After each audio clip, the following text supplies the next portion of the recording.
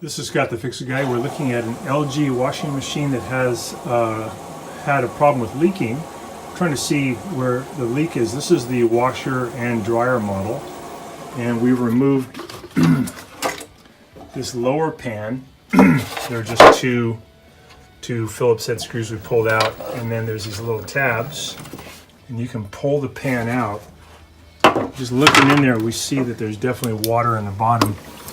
Trying to think where the water's coming from. So right now it's during the fill phase, and we're not seeing any dripping, so probably that's not the issue. Just trying to look around if there's any wet spots on this big black boot, or on the drain, or on the drain hose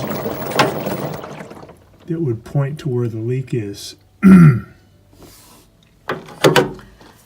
We did clean the glass bowl on the inside and the rubber gasket because there was evidence of a drip. But it seems like the water has gotten into the drip pan underneath. Trying to figure out where that water is coming from. So it turns out that the leak was due to some junk caught between the glass bowl and the gasket, some hair and pet fur, and that was causing the leak. So pretty easy to fix. Thanks so much for watching, and please subscribe when you get a chance.